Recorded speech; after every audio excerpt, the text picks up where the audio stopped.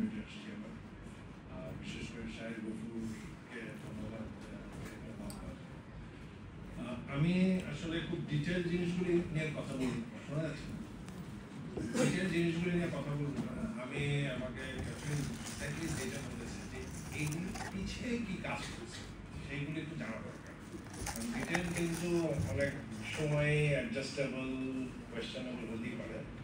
আর আমি এই কাজটা 4 বছর পরে, 4 বছর আগে শেষ করেছি, এখন অন্য কাজে ইংরেজি আছে। সারা বাকি জীবন ডেবিট ডিটেল নাম্বার আমার পক্ষে মনে রাখা সম্ভব না।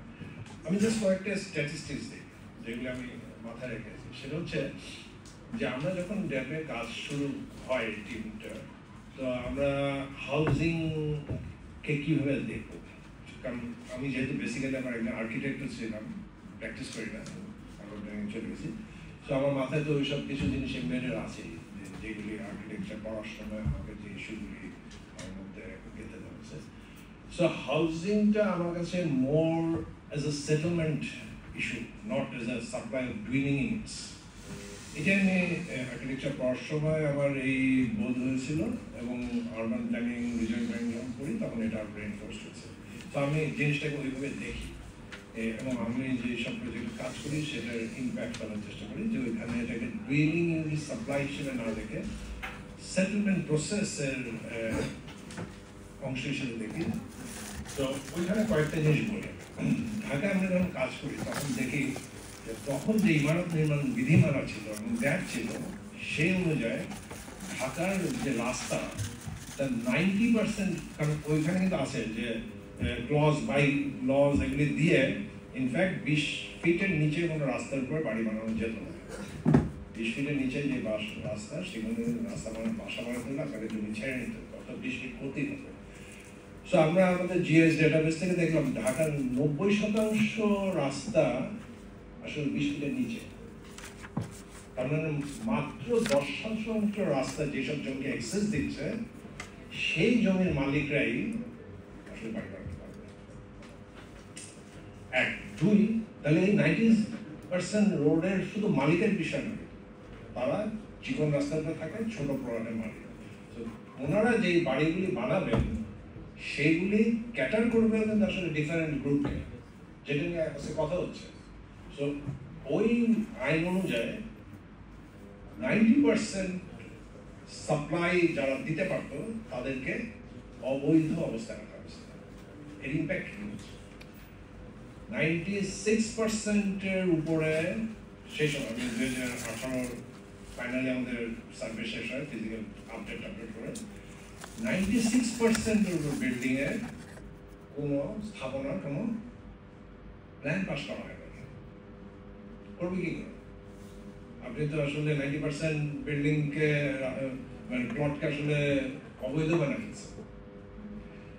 তারপরে আরেকটা ইমারত নির্মাণ বিধিমালা একটা ছিল যে আপনাকে কার পার্কিং রাখতে হবে। আমরা তখন যে কাজটা করি, যে বিআরটির কাছ থেকে ঢাকায় কত প্রাইভেট গাড়ি আছে সেটার একটা হিসাব বের করি, কিন্তু আমরা ওই ডিটেইলে বের করতে পারি নাই যে পরিবার প্রতি কয়টা আছে। আমরা ধরে নিচ্ছি এভরি ফ্যামিলি হ্যাভ 1 কার, যে নাম্বারটা যে আমরা যখন ভাগ দিয়েছি family and car, number of private cars, তখন আমাদের আর কিছু করা ছিল না, আমরা স্ট্রেট ওয়ে ভাগ দিয়েছি, যে হুইচ ইজ নট ট্রু। আপনারা দেখেন আপনাদের আশেপাশে যত আমাদের যাদের গাড়ি আছে, খুব কম ফ্যামিলি আছে যার কাছে একটা গাড়ি আছে। কারণ প্রথম একটা গাড়ি নিজের সমর্থন থেকে কিনে দ্বিতীয় গাড়ি কিনতেই হয়, এক্সেপ্ট ভেরি ইয়াং যারা কর্পোরেট চাকরি বাকরি করছে তারা ছাড়া। গাড়িটা আমি কিনলাম, আমি অফিসে আসা যাওয়া করবো, আমার ওয়াইফ কিসে যাবে, এবং আমার বাচ্চাটা রিক্সায় যাবে, আমি বাবু হয়ে গাড়িতে ঘুরে বেড়াবো, ভেরি ইনহিউম্যান, পারে না মানুষ, তখন লোন করে এক থেকে। তার মানে এই নাম্বারটাও আসলে ঠিক না, যে নাম্বারটা আমি বলবো। ধরে নিচ্ছি প্রত্যেকটা ফ্যামিলির একটা গাড়ি আছে, ওই নাম্বার আর ফ্যামিলি বেসিসে only 4.4% দিচ্ছে নাম্বারটাতে ভাগ দিয়ে। যেই শহরে 4% মানুষের ফ্যামিলির কাছে কার পার্কিং থাকে, সেই শহরে আপনি প্রত্যেকটা রেসিডেন্সিয়াল বিল্ডিং এর নিচে কার পার্কিং দিয়েছেন। তো ধরেন আমার কাছে 1 কাঠা কিংবা 1 ডেসিমাল একটা প্লট আছে, প্রচুর, এই নাম্বারটা অনেক বিরাট। সেই লোকটা কে? সে ঢাকায় কোনোভাবে আসছে, ছোট চাকরি নিয়ে কিংবা ব্যবসা নিয়ে এসে আস্তে আস্তে আস্তে কোনো জায়গায় 1% 1.5% জমি কিনেছে। সেই জমিটা সে ঠিক করে হচ্ছে মাঝে মাঝে কোনো জায়গা থেকে এক রিক্সায় করে কিছু বিল্ডিং ভাঙতেছে, ওখানে কয়েকটি ইট পেয়েছে, একটা ঠেলা করে আনে, আস্তে আস্তে আস্তে আস্তে 5-7 বছর ধরে সেই বিল্ডিং জমিটাকে একটা লেভেল করে যেখানে তার বাড়িটা বানানো যাবে। তারপরে কি করে? তারপরে সে একটা সেমি পাকা ঘর বানায়, টিন দিয়ে, বেড়া দিয়ে। আগে বাঁশ দিতে, এখন তো চিকন কংক্রিটের পিলারগুলি পাওয়া যায়। এখানে সে অনেক দিন ধরে থাকে। এই প্ল্যানটা সে কি করে পাস করবে? কারণ ওইখানে কারবার কি লাগবে, ও কবে কিনবে? ঢাকায় যে স্লামের কথা বলতেছে, এই স্লামের যে বস্তি বলতে যেটা বুঝে, সেই অর্থে আমি ছোটবেলা থেকে দেখতেছি ঢাকা 1/3 পপুলেশন স্লামে থাকে, এখনো 1/3 পপুলেশন স্লামে থাকে। অর্থাৎ প্রপোর্শনটা বদলায়, স্ট্রাকচারটা বদলায়। কিন্তু আমরা যদি ইউএন হ্যাবিটেটের ডুয়েলিং ইউনিট স্লামের ডেফিনেশন দিয়ে দেখতে যাই, ঢাকার তো আমাদের ড্যাবের 5 কোটির উপর ডাটা এন্ট্রি ছিল। আপনাদের এটা ইউজ করা উচিত, সবাই অ্যাক্সেস করা উচিত। সেটা দিয়ে আমরা ওই ইউএন হ্যাবিটেটের 5টা না 7টা ক্রাইটেরিয়া আছে না, পাতার জানলা থাকতে হবে, পানি থাকতে হবে, সেটা দিয়ে আমরা দেখেছি 83% অফ আওয়ার ডুয়েলিং ইউনিটস আর স্লাম। এই শহরে আসলে স্লাম ডেভেলপমেন্টের জন্য আমাদের করাটা খুব যুক্তিসঙ্গত না, বরং দ্য হোল সিস্টেম ঠিক করাটা আমাদের কাছে মোর ইম্পর্টেন্ট ছিল। সেই জন্য আমরা কিন্তু আসলে এই রাস্তার উইড, কার পার্কিং এগুলিকে সরাই দিচ্ছি। এই জায়গাগুলিতে আমাকে কথা বলতে হবে, আমাদেরকে সবাইকে কথা বলতে হবে। শুধু ফান্ড নিয়ে কথা বলতে কাজ হবে না। অফকোর্স ফান্ড নিয়ে ডিবেট থাকতে পারে, কারণ আমার 4 বছর আগে কাজ শেষ, আমি সারা জীবনে এই কাজ করবো। এটা আমাদের কমিউনিটির কাজ, আমার ব্যক্তিগত কাজ না। এটা architect, planner, engineer, the whole সিটির মানুষের কাজ এটা ঠিক করা, এটা রিফাইন করা, এটা নিয়ে ডিবেট করা। আমরা করতেছি, ইটস নট মাই রেসপন্সিবিলিটি যে আমি, এবং এটা আমি আমার রেসপন্সিবিলিটি দেখিও না, কোনোদিন দেখি না। কারণ আমরা প্ল্যানিং করার সময় এটা ধরে নিই যে সবার সাথে কথা বলে সবাইকে এঙ্গেজ করে কাজটা করা। কতটুকু এঙ্গেজ করতে পেরেছি আমরা না পেরেছি ডিবেট করতে, যেহেতু আমার স্ট্যান্ডও এটা। আমি কখনো এই জায়গায় লায়াবল মনে করি না এটা উত্তর দেওয়া, এটা ঠিক করা, এটা সবাই আমাদের কাজ। তার জন্য আমরা এখান থেকে বেরোয় আসার পর হার্ডলি আমি কোনো এই ধরনের ড্যামের কনসালটেশন সেমিনারে গিয়েছি। ইটস নট মাই সাইড, ড্যামে দেখা যাবে না। অনেকদিন পর আসছেন, বিশেষ করে শাহিনুর এর আগের একটা ইয়েটা আমাকে দেখেছিল, সো দ্যাটস এ লিঙ্ক, আমি মধ্যে দেখি কি হচ্ছে। আর একটা জিনিসটা আজকে আমাদের প্রো ভিসি মহোদয় কোয়েশ্চেন করেছেন, ভেরি ইম্পর্টেন্ট, জমির মালিকানা। এই যে বস্তি গড়ে উঠতেছে, এই যে বসতিহীন মানুষ গড়ে উঠতেছে, এটার একটা বড় কারণ হচ্ছে জমি থেকে আমরা মানুষকে কারণে অকারণে উচ্ছেদ করতেছি। জমির মালিকানার ইস্যুটা নিয়ে আমাদের আর্কিটেক্ট, প্ল্যানারদের আসলে সিরিয়াসলি বোঝা দরকার। আমরা যে লেভেলে বুঝতেছি এটা হচ্ছে একদম শ্যালো আন্ডারস্ট্যান্ডিং। এই যেই জায়গায় আমরা দাঁড়াইছি, এই দেশ 2500 বছরের একদম কংক্রিট হিস্ট্রি আছে, and this is a prosperous region for the whole world. কিছু অনেক স্টাডি আছে 2000-তে, অর্থাৎ 0 ইয়ার, এখন 2020 তো, সেই সময় থেকে যে পৃথিবীর জিডিপির হিসাবে which were the richest place. Virat time ধরে আমরা হয় 1 নম্বর নয় 2 নম্বর রিচেস্ট জোন ছিলাম। আমরা আস্তে আস্তে গড়ে হয়েছি হচ্ছে 1757-তে ইস্ট ইন্ডিয়া কোম্পানি আসার পর, যখন আমাদের চিরস্থায়ী বন্দোবস্ত করেছে। What was that? জমির মালিকানা আসলে বদলাইছে ইস্ট ইন্ডিয়া কোম্পানি, সে প্রথম, এবং সেটা আমরা কন্টিনিউ করতেছি। জমির মালিকানা না ঠিক করলে আমাদের আসলে ঠিক হবে না। আরেকবার এই কাজ করেছিল হচ্ছে লক্ষণ সাহেব, and he was in trouble and he had to flee. ওই যে বাইরে থেকে শক্তি আসছিল, তাদেরকে ডেকে আনা হয়েছে, এবং তার সময় একবারই বাংলা অর্থনৈতিক সমস্যা করছিল, তারপরে আবার 5-10 সময় ঠিক করে ফেলছে। অর্থাৎ জমির এখন যেভাবে আমরা মালিকানা দেই, যে এটা তোমার জমি, এটা আমার জমি, আমি ফেলে রাখি, যা ইচ্ছা তা করি, এই মালিকানা থাকা চলবে না। এই যে উদ্বাস্তু হচ্ছে, ক্লাইমেট উদ্বাস্তু, এই উদ্বাস্তু, আমি এখন তো একটা অন্য বড় স্কেলে কাজ করতেছি কক্সবাজার। বাংলাদেশের এই জিনিসগুলো আগেও পড়েছে, কিন্তু এইখানে গিয়ে আমি যেভাবে দেখতে পাচ্ছি, আমি প্রায় 1 বছরের উপরে কক্সবাজার থেকেছি, এই মাস 2 আগে আসলাম কক্সবাজার থেকে। বাংলাদেশের উদ্বাস্তু হওয়ার আসল কারণ হচ্ছে সরকারের নীতি নির্ধারণ। প্রকল্পের নামে জমি নিয়ে গেছে, তাদেরকে কিছুই করা হচ্ছে না। এই অধিকারটাই খর্ব করতে হবে রাষ্ট্রের। সে মানুষকে আজকে কথা হচ্ছিল যে পূর্বাচল নিয়ে, অফকোর্স ওখানে মানুষ থাকতো, ওখানে শুধু জলাভূমি বলে কিছু না, ওটা গ্রাম ছিল, ওখানে গুলি চালানো হয়েছে। কারোর কাছে হিসাব আছে? আমরা ট্যাপের সময় খুঁজে খুঁজে একজনকে বের করছি যে ওখানে ছিল। আমাদেরকে আসলে আরো ইনডেপথ সিরিয়াস কমিটমেন্ট নিয়ে কথা বলতে হবে। যে কথাগুলি বলতেছে এখানে উঠতেছে, this are very serious issues তুলছেন ওনারা, আমিও বলতেছি। বাট আমরা যে শোলা পানিতে শোলা ভাষার মতো করে দেখি, এইভাবে দেখতে হবে না। আরেকটা জিনিস হচ্ছে, ওদের জন্য কিছু করার মানসিকতা থেকে সরে যেতে হবে। ওরা আসলে ওরা না, ওরা আসলে আমরা সব একটা নেটের মধ্যে আছি। আমি যখন মনে করবো যে আমি তোমাদের জন্য কিছু করতে পারি, আসলে আমি কিছু করতে পারবো না। আর তোমাদের যদি সর্বনাশ হয়ে থাকে, সেটাই আমি যে তোমাদেরকে তোমাদের মনে করতেছি, এটা কারণ হচ্ছে। এবং প্রকৃতির ব্যাপারে একই ঘটনা।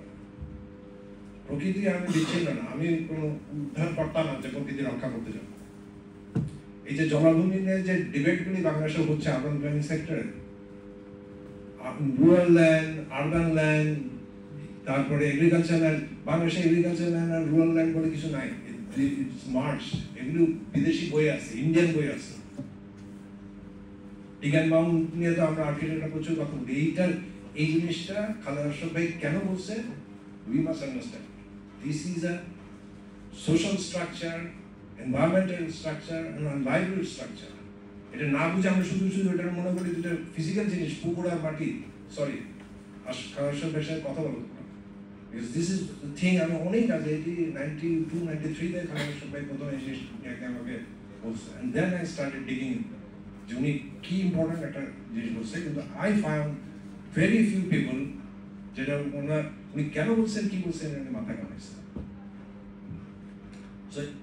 এই কতগুলি জিনিস, জমির অধিকার কিভাবে, তাহলে ব্রিটিশরা কি জমির অধিকার কায়েম করছে সেটা আমরা চালাই যাচ্ছি। ওটা চালাই গেলে আমার এই হাউজিং প্রবলেম সলভ হবে না। সিঙ্গাপুরের উদাহরণ দিতে পারো, এই উদাহরণ সব জায়গায় কিন্তু কোয়েশ্চেন আসতেছে। যারাই ড্রাস্টিক্যালি কিছু করতে পারছে, তারা জমির আইনি জিনিসটা কথা বলছে। আমরা আশ্চর্যভাবে আর্কিটেকচার এবং প্ল্যানিং বোথ, আইন নিয়ে, সংবিধান নিয়ে আমরা কোনো লেখাপড়া করি না, আমাদের কোনো কোর্স নেই। We cannot work like this। আমরা জমিতে হাত দিব আর আইনের কোনো কোর্স থাকবে না, আমার সংবিধানের কোনো কোর্স থাকবে না, হতে পারে। And that's why আমাদের কোনো ইম্প্যাক্ট নেই আসলে। People don't care। আমরা নিজেরা ভাবি আমাদের খুব গুরুত্বপূর্ণ। বাইরে গিয়ে দেখেন 96% বিল্ডিং হইলো কেন? আর্কিটেক্ট থাকতে, দেশে প্ল্যানার থাকতে, because they don't care। আমাদের পাতা দেয়, they don't understand। As a profession, আমি ইন্ডিভিজুয়াল বলছি, as a group, আমাদের এই যে আজকে কোয়েশ্চেনগুলি আসছে, যে জিনিসগুলো হচ্ছে, this is a positive thing. আমি যখন আর্কিটেকচারের স্টুডেন্ট ছিলাম, তখন যদি এই ধরনের আমাদের টিচারের এগুলো নিয়ে মাথা ঘামাইতো, তাহলে হয়তো আমি আর্কিটেকচার ছেড়ে দিতাম। সো আই অ্যাপ্রিশিয়েট এখনকার টিচারদের। আমি এই জিনিস তখন ফিল করছি, কিন্তু বলতে তো পারিনি, কিংবা আমার ম্যাচুরিটি ছিল না যে কি করতে হবে। So I left this profession. কারণ আমার কাছে মনে হয়েছে কোনো ইউজলেস জিনিসপত্র শেখাচ্ছে। সো আমি প্রথমত তোমাদের স্টুডেন্ট এবং টিচারদেরকে এর জন্য হাইলি অ্যাপ্রিশিয়েট করি, is the right direction. But সবাইকে এটা আরো ডিপে যে ফাইট করতে হবে। আরেকটা ছোট জিনিস হচ্ছে বলে যাই, সেটা হচ্ছে ভালো হইতো যদি আমাদের বেজার থাকতেন। সরকার এই যে কৃষি জমি রক্ষা করতে চায়, এইটা বরবাদ হচ্ছে। I can show you with data, মাস দুই পরে কক্সবাজার ডাটা রেডি হয়ে গেলে, আমাদের আবাসন এখানে সেখানে হচ্ছে, এটা দিয়ে না, ইনসিগনিফিকেন্ট। এটা হচ্ছে সরকারি ইয়ের জন্য, আইনের জন্য, তাদের অ্যাটিটিউড। তারা বিভিন্ন জায়গায় আরবান এরিয়া ডিক্লেয়ার করার জন্য পাগল হয়ে থাকে। কোনো কিছু নেই আরবান, ওটার আরবান এরিয়া ডিক্লেয়ার করতে হবে, ওটাকে পৌরসভা ডিক্লেয়ার করতে হবে, এইসব করে বিকজ এর সাথে জমির খাজনা বাড়ছে। And this is the thing the East India Company introduced,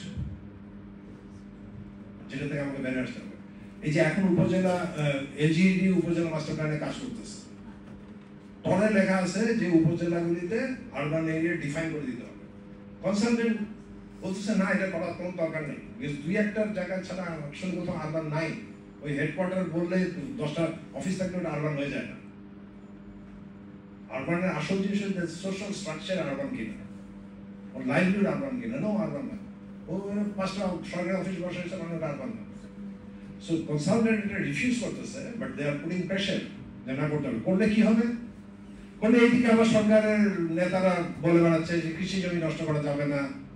তা আমি কোথায় লাগাবো আরবান কৃষি জমি? বলতো আমার তো আর মরুভূমি নাই, আমার তো চারণভূমি নাই। So this are the things আমাদের ঠিক করতে হবে, যেটা আসলে পলিসিতে ভুল আছে, which is beyond our jurisdiction, এটা আমাদের বলতে হবে এটা যে you have to do it। আরেকটা হচ্ছে আমাদেরকে আইন আর সংবিধানে আরেকটু পড়া করতে হবে, তাইলে we can really এই যে গুড ইনিশিয়েটিভ আমি বললাম, আমি সিরিয়াসলি আমাকে খবর নিয়ে দেখো, আমি গত 2-3 বছর আমি কোনো ড্যাম সেমিনারে যাই না, নীতিগতভাবে যাই না। This is not my thing, যে আমাদের সবার জিনিস সবাই মিলে করবে। যেহেতু এটা আমার তৈরি করা, so I will be biased. আমি নিজে বানাইছি, আমার কি খারাপ লাগবে নাকি? আমি নিজে যদি বুঝতাম এখানে কিছু ভুল আছে, আমি রাখতাম নাকি ভুল? সো আমার এটা নিয়ে তর্ক করার কোনো মানে নাই। So everybody have to do